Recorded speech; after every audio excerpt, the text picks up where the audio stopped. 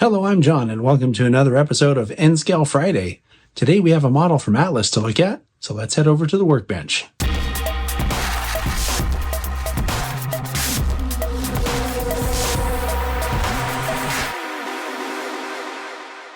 So what we're looking at today is an EMD SD60E.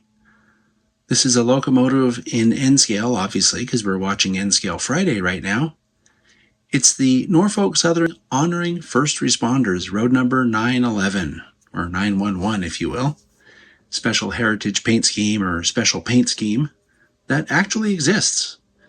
This model comes from Atlas, and the SD60E actually is available as an undecorated model in a DCC ready version. That's for $154.95. The decorated versions are also $154.95. This is MSRP as usual. The decorated versions of this model are $264.95, and they come with ESU V.5 Loc sound decoders. And so I'm going to mention here that we always deal with MSRPs because that's an objective data point. It doesn't change, so it's as objective as we can get when it comes to pricing. But I will say that if you shop around, you will find these for less. So your best bet is to look at the Atlas website to see which road names and road numbers come in. Here's a little spoiler. They only come in Norfolk Southern, but they do have a bunch of different road numbers.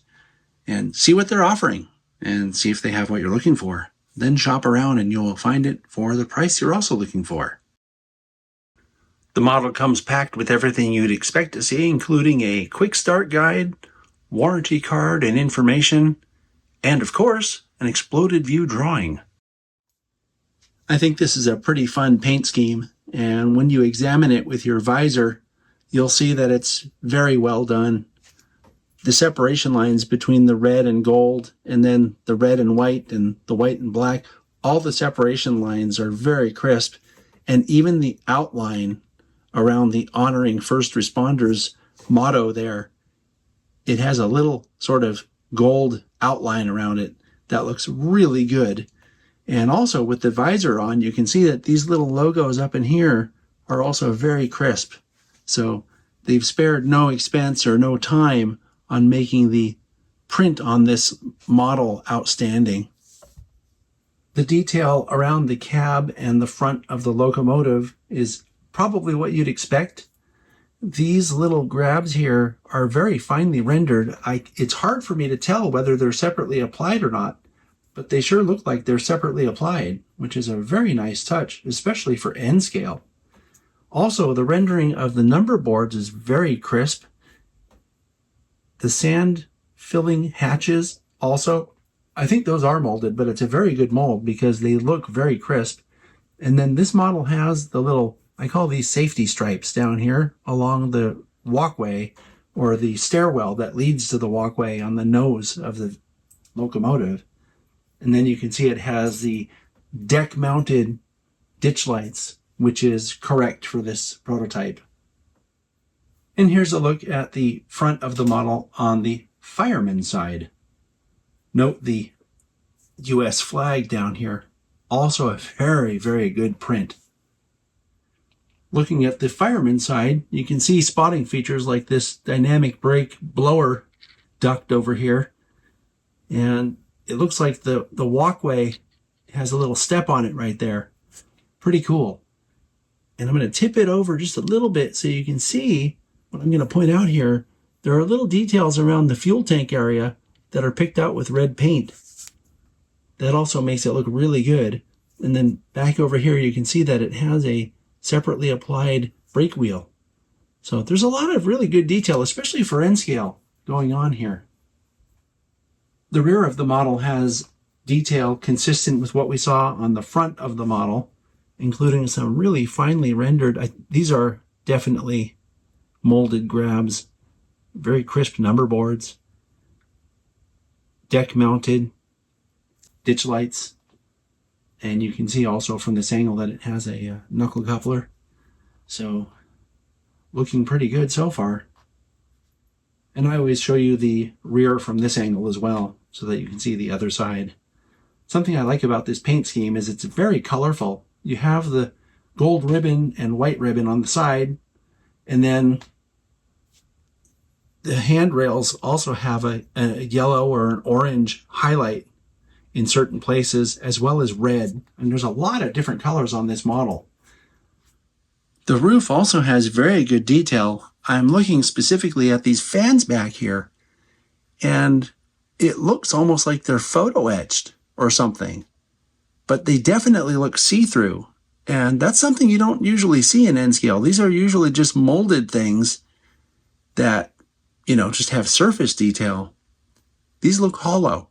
And it also looks like you can see little fan detail in there. These fans are particularly impressive to me. The horn also looks really good. That's a very, very finely rendered horn. It's tiny, tiny, tiny, but it looks really good. And then, of course, you can look all the way over to the side here by my thumb, and you can see the PTC array on top of the cab there. So there's a lot of good detail to look at. All right, so we're going to run this engine and see how it performs.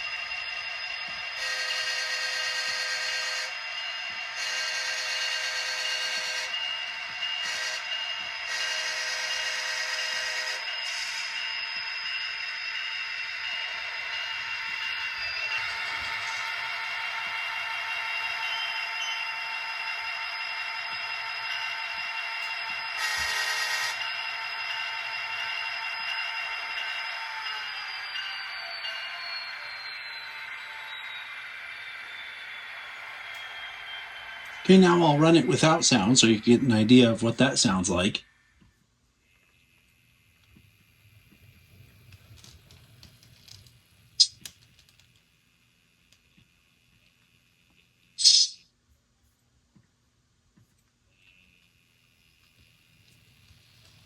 A little bit of gear noise, not a whole lot.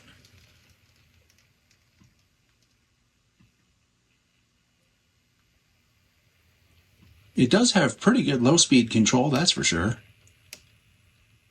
especially for N-scale. Okay, so now for a look at the lights. The headlight is directional, comes on with F0, and you can see the number boards light up with the headlight. And one improvement to this model that they've made is it actually has working ditch lights that come on with F6, and you can dim the headlight with F12. And it looks like it is flickering, but in real life it doesn't look like that. That has to do with the camera and the LED. The other thing to know about is that when you hit F2, which is the horn, you can see that the ditch lights alternate flashing, which is correct for Norfolk Southern. So it comes programmed like that. Let's look at the lights on the rear of the model. So as I said, the lights are directional. So when I hit reverse on the controller, now everything that we had on the front is on in the back. And yes, it has working ditch lights in the rear of the model as well. And